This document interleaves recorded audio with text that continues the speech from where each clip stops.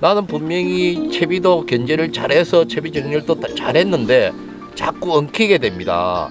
그런 경우에 바람으로 인해서 가벼운 앞채비, 그러니까 목줄 채비가 바람에 밀려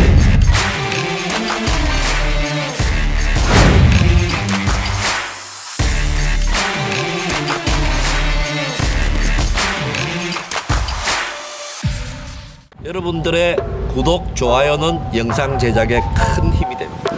감사합니다.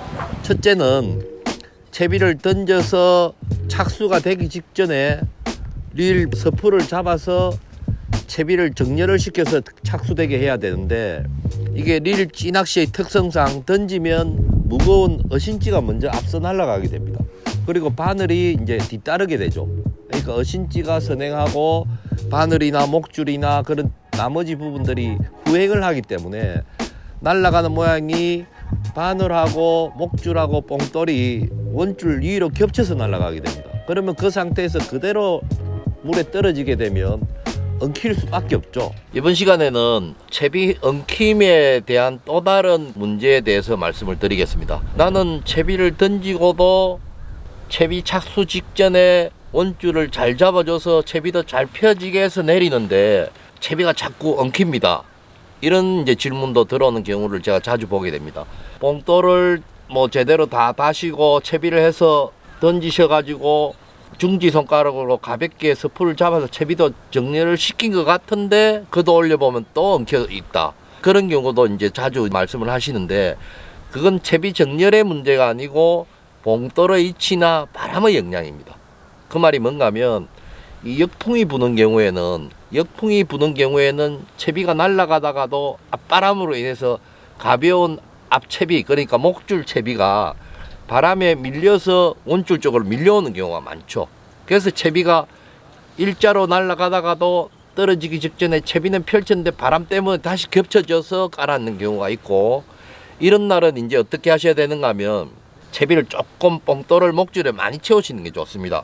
어떻게 하는가 하면 위에 예를 들어서 3B를 채웠으면 그 다음에 2B, 그 다음에 바늘 위쪽에 B 정도 차례대로 목줄 부분에 이제 좀 중량을 주는 거죠. 바람에 밀리지 않게.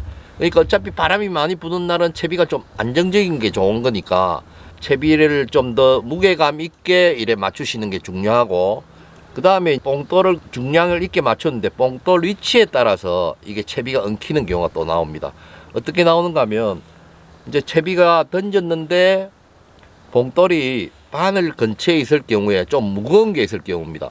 무거운 게 있으면 채비를 딱 잡아서 정렬을 해주는 순간 잡으면 잡는 그 반동력으로 이 목줄 부분에 있던 뽕돌이 뒤로 탁 튕겨오는 이런 현상이 있습니다.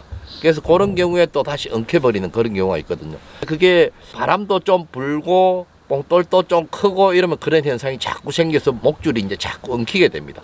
원줄 위에 얹히지 않더라도 뽕돌과 이 목줄 사이에서 목줄이 엉켜버리고 막 묶여버리는 그런 현상이 나오는데, 그런 경우에는 이 봉돌을 조금 위로 올려 주셔야 됩니다. 너무 밑에 있으니까 이게 봉돌이 던졌을 때 이렇게 날아가다가 바로 펴져서 날아갔는데 탁 잡는 순간에 탁 뒤로 와버리는 거죠. 거기에 또 바람이 동조를 좀 해버리면 더 잘 가게 되고, 그래서 그런 경우에는 목줄부의 중간 지점이나 아니면 좀 상단 지점에 봉돌을 물리시면 이게 아무래도 좀 엉키는 현상이 적어집니다. 그러니까 이런 현상은 주로 어떤 날 나오는가 하면 주로 바람이 많이 부는 그런 날에 이제 주로 나타나죠. 그러니까 그래 되기 때문에 여러분들께서 나는 분명히 채비도 견제를 잘해서 채비 정렬도 잘했는데 자꾸 엉키게 됩니다. 그런 경우에는 봉돌의 위치를 잘 확인을 하시고 봉돌의 위치의 변화를 자꾸 주셔야 되고, 또 봉돌의 무게를 좀 중량감 있게 앞서 말씀드린 대로 좀 더 무겁게 다신다든지 그런 식으로 하시면 이 엉킴 현상이 해소가 됩니다. 그러니까 여러분들께서 이 부분을 잘 숙지하셨다가 바람이 많이 불거나 채비가 엉키고 그런 날에는 봉돌의 위치에 대해서 또 한번 점검을 하셔서 낚시의 효율성을 높이시기 바랍니다. 감사합니다. 여러분들의 구독, 좋아요는 영상 제작에 큰 힘이 됩니다. 감사합니다.